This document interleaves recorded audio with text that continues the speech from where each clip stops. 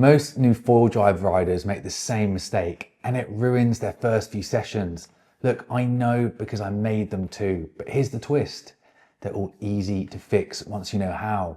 In this video, I'm going to break down the top 5 mistakes I see beginners make, and I'm going to show you what they look like on the water. And more importantly, well, I'm going to tell you how to fix them.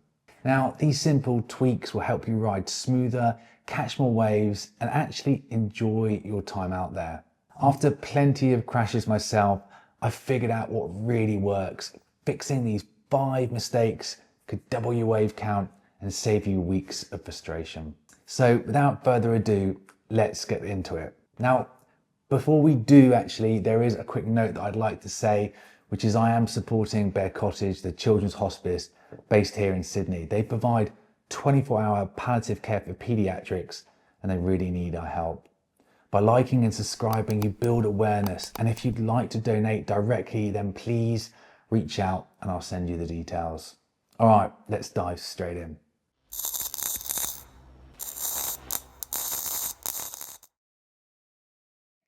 Okay, on to the first one, and this is the most common beginner mistake, the instinct to pull the full trigger.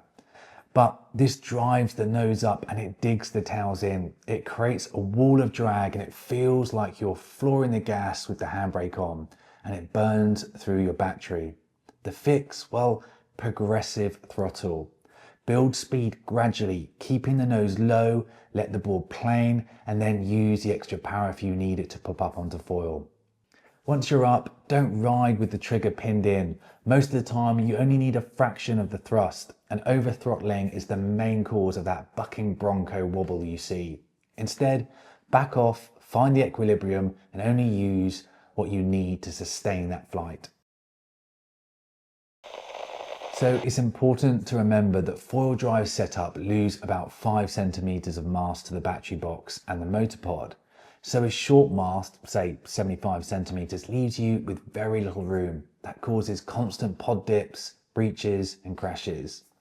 A mast that's too long feels strange and disconnected. The sweet spot, well, it's about 80 centimeters in my opinion.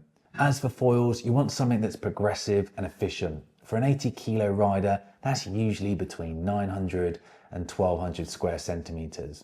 Big enough to sustain flight, but small enough to stay lively. It comes at no surprise that personally I love the code 1130 and 980. They're super forgiving, but they pack plenty of punch. Of course, there are other options. Just look for something that's got progressive lift, stability and efficiency. But the code is the best, let's face it.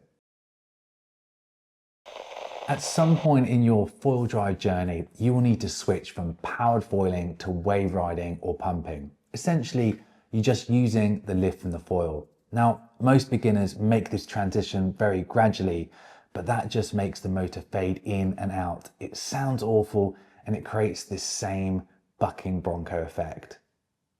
The fix, well, commit. Think of it like a bunny hop, one smooth, positive motion, powered to foil only.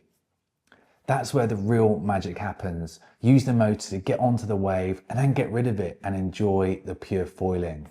This is true, of course, for downwinding as well.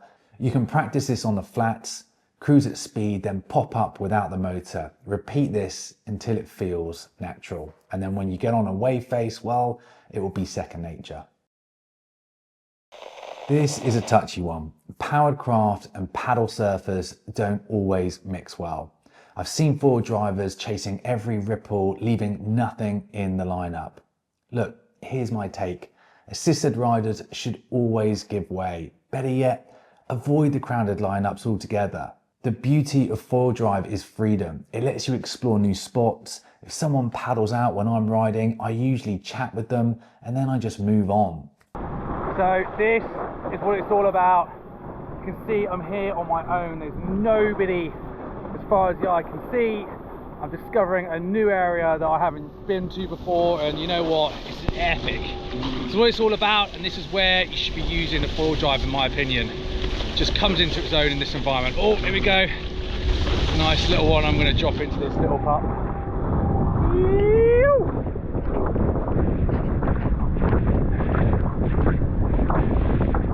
there you go. This is what foil driving's all about. Woo!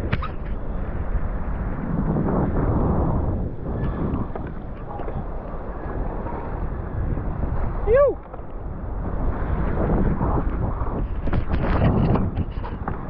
No crowds, no worries, just loving it.